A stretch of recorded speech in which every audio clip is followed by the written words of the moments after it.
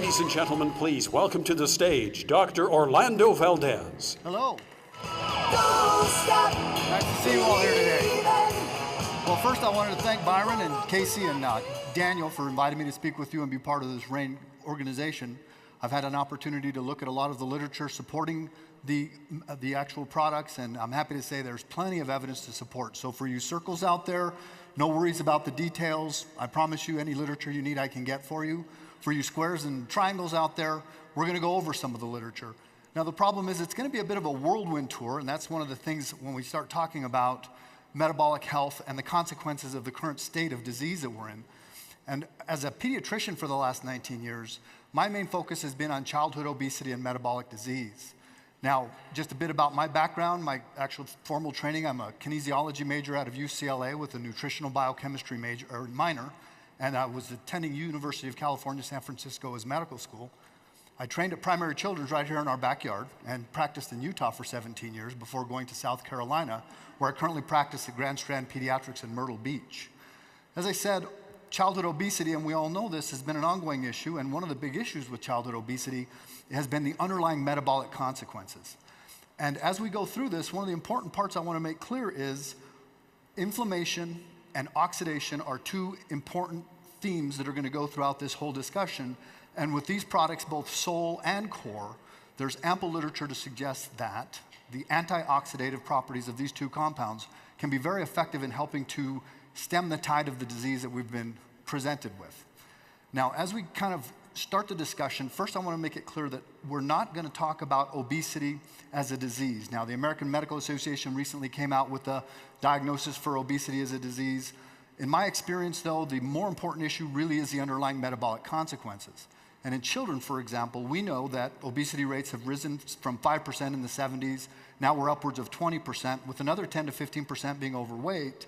And we know that 25 to 40% of children that do have obesity actually have evidence of early diabetes or prediabetes.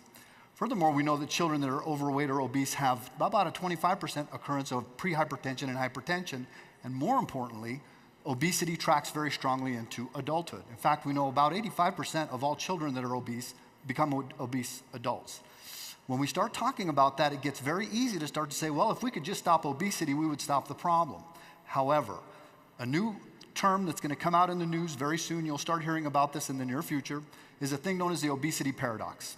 And the recent American Academy of Clinical Endocrinologists put out a paper and a statement indicating that 25 to 30% of individuals that are overweight or obese actually have normal metabolic health.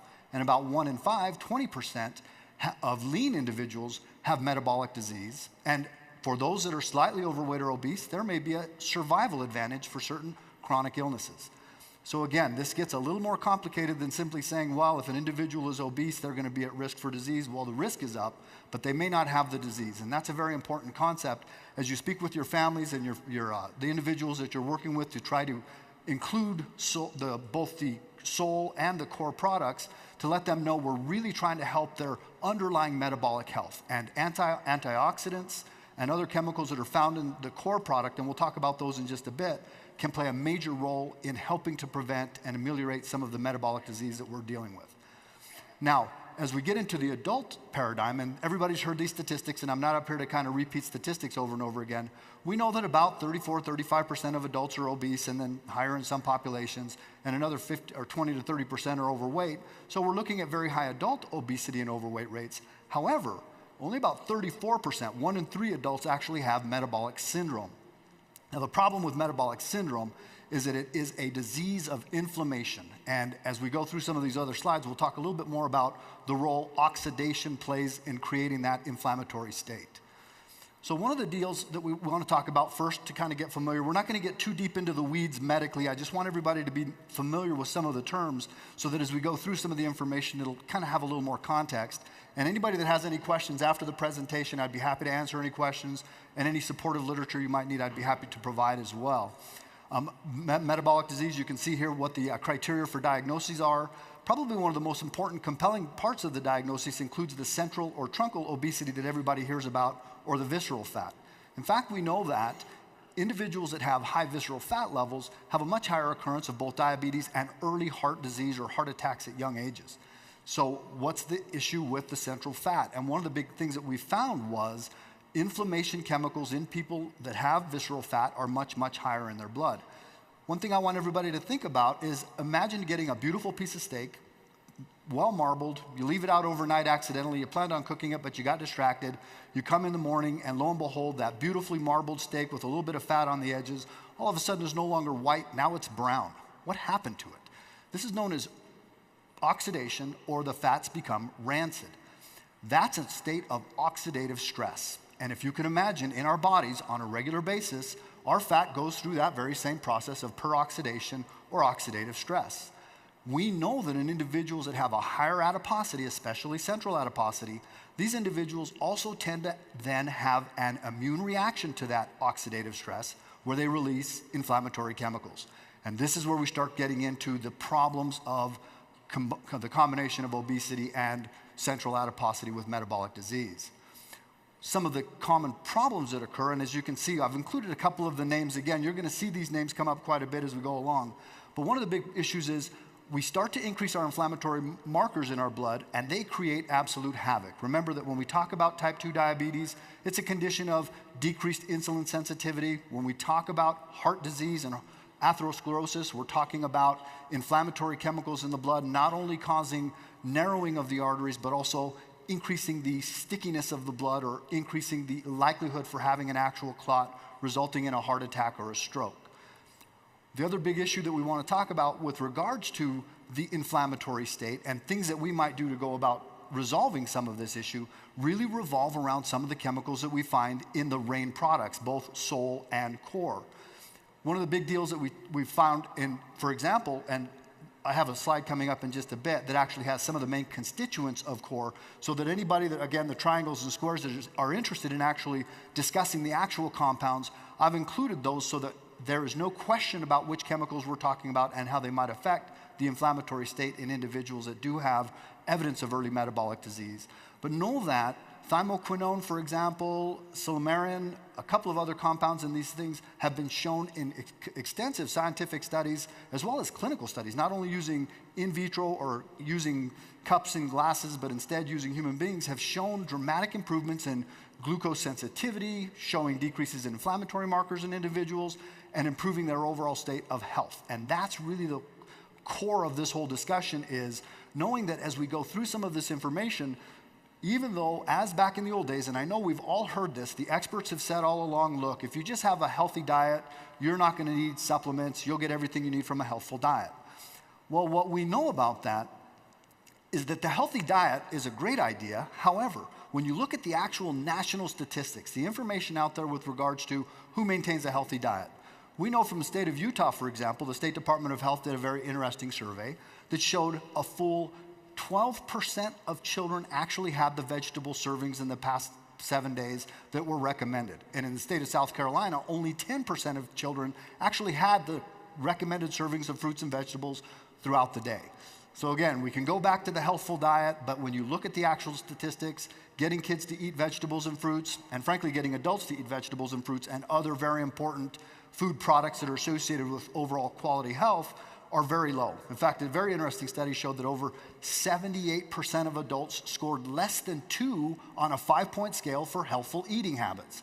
The healthful eating habits that they were discussing included vegetables and fruits, adequate fiber, low sodium, but more importantly, foods that contain essential fatty acids. So for example, 2 to 3 servings of fish a week. So, as we kind of go through some of this information and you're discussing these issues with your families, one thing I'd like to kind of encourage you to discuss is what kind of antioxidant intake does the family maintain? And I guarantee you more times than not, that's going to be the biggest issue and the biggest selling point with regards to helping families understand, look, we've got this. We've got the antioxidants. We've got the essential fatty acids.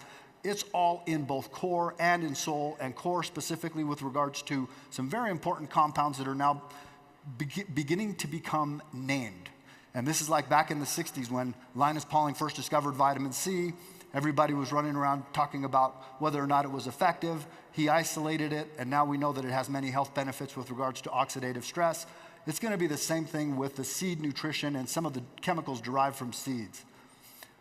So why core? Basically, the story of seed technology, you're going to hear from many speakers over the next 2 days that are going to give you more details about that. But an interesting sidelight is 6 months ago in the Journal of Heart, which is the American College of Cardiology's main publication, showed that individuals that ate 1 serving of seeds a day, 60 grams, actually had 15 to 20% decreased occurrence of diabetes and decreased all-cause cardiovascular disease. So going back to the whole idea that many of the nutrients, many of the antioxidant properties actually are found in the seed itself. And we know this when we speak about refined flours and refined grains. We know that they take the germ out. We know they take many of the essential nutrients out. And that's really where much of the problem begins, especially if you look at some of the disease rates as we go from the 70s now into 2014, 2015.